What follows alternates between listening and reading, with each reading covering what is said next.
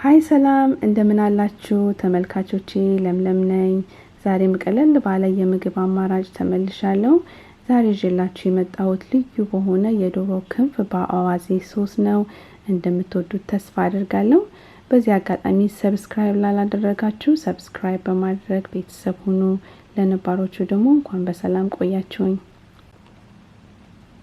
ያው እንግዲህ አሁን ስራውን ስጀምር ዊንጉ መቀመም ጀምራለሁ የተጠቀምኩት ደግሞ ኦል ፐርፐስ ሲዝኒንግ ነው ምክንያቱም የሚፈልጋቸው ቅመሞች ሁሉ ውስጡ ስላሉት እሱን የተጠቀምኩት እና እናንተ የምትፈልጉትን በቤታችሁ ውስጥ ያለውን ሲዝኒንግ መጠቀም ትችላላችሁ እና አንድ ሎሚ ቆንጆ ውሃ ያለው ሎሚ ካላችሁ አንድ መጠቀም አይኖርባችሁም ግማሽ ካላችሁ ይበቃል ከዛ ደግሞ አንድ ሁለት የሚሆን የሾርባ ማንኪያ ዘይት እኔ የኦሊቭ ኦይል የተጠቀምኩት ከዛ በእጃችሁም ገብታችሁ ቢሆን እሽት አድርጋችሁ ለአንድ ለሁለት ወይ ለሶስት ሰዓት ያህል ፍሪጅ ውስጥ እናስቀምጠዋለን ከድነን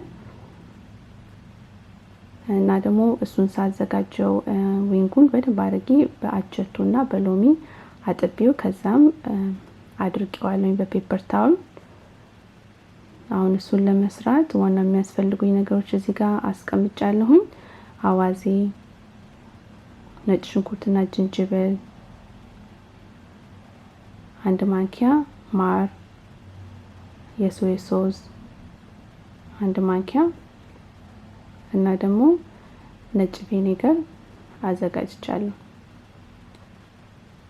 ከዛም ደግሞ ያው ቅድም ያሳየዋችሁ ሲዝን አድርጌ ያሳየዋችሁ ዶሮ አለ አሁን እሱን 2 ሰዓት አልፎታል ኦቭን ውስጥ አስገባዋለሁ እና ኦቭን ውስጥ ስትከቱት እንደዚህ ዘርዘር ያለ ነገር ላይ ብታስቀምጡት ይመረጣል በሁለቱም ቦታ እንዲጠባው ሁለቱም ክሪስፒ ሆኖ እንዲወጣላችሁ ከፈለጋችሁ ከላይም ከታችም እንዲያበስለው ወንፊቱ ላይ ቢደረግ ይመረጣል ደግሞ ወንፊቱ መረቁን ያወጣ ስለሚያስቸግራችሁ ከስለዚህ ጋር እንደምታዩት ፎይል አድርጋችሁ ፎይሉ ላይ እንጠባጠብና በኋላ ኦቭኑን ማጽዳት ብዙ አያስፈልጋችሁም ያው እንደምታዩት ያስገባውት 425 ዲግሪ ለ45 ደቂቃ ያህል ነው ያው እየበሰለ ነው ያለው ቆንጆ ሆኖ እየቀላ ነው ያለው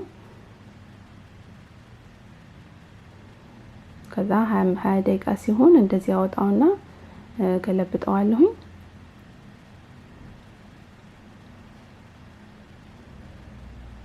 መልሼ ኦቭን ውስጥ ገልብጬ ከተውና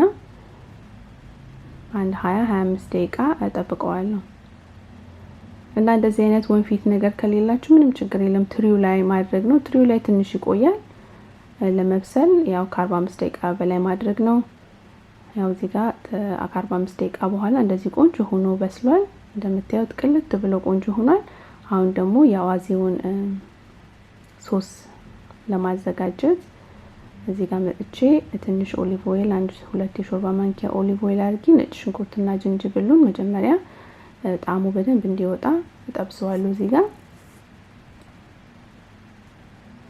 ከዛ በመቀጠል ሁሉም ያዘጋጀሁትን ግብአቶች አንድ ላይ ከታቸዋለሁ አንድ ማንኪያ ሶያ ሶስ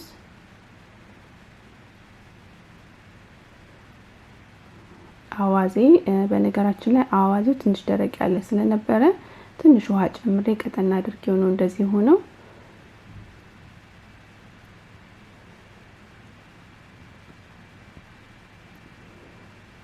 አንድ ማንኪያ ማር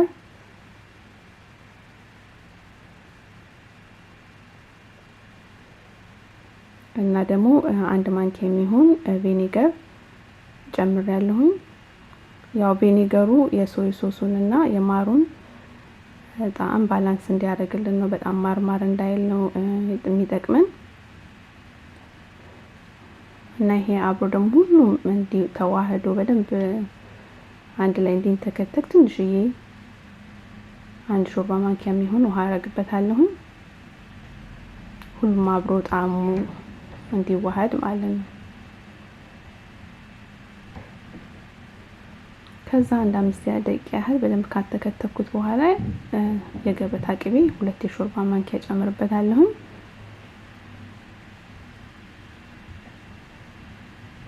ቅድም ያልነገርኳችሁ ነገር ቢኖር ቅድም ሲዝን ሳደርገው ሲዝኒንጉ ራሱ እንትን ነበረው ጫው ነበረው። ስለዚህ ብዙ ጨው አልተጠቀምኩት ለዛ ነው። ያው ጫውን ቀምሳችሁ መጨመር ትችላላችሁ ላይ ከዛ ያው እንዳያችሁ ደርሷል ሶሲ እና ላይ በደንብ አድርጌ ያው መልኩ ራሱ በጣም ነው የሚያምረው። በዛ ላይ ደግሞ በጣም ርካሽ ነው። እንደዚህ ቀላቅልጌ እንደገና ኦቨን ውስጥ ለአንድ 10 ደቂቃ ያህል ጨምራለሁ። ከዛም በኋላ ያው ኦቨን ውስጥ የግድ መክተት የለባችሁም። እኔ ግን በደንብ ክሪስፒ ሆኖ ሶሱንም እንዲመጣው ስለፈለኩ ነው።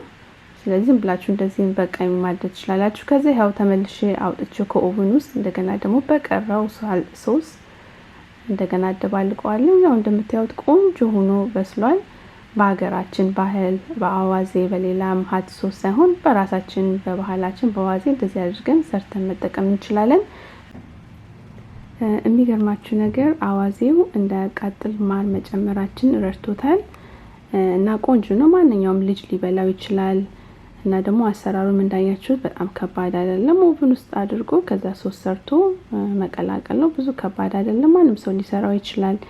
እና ጊዜያችሁን ሰጣችሁኝ አብራችሁኝ ስለቆያችሁ እውነት ከልቤ ነው የማመሰግነው።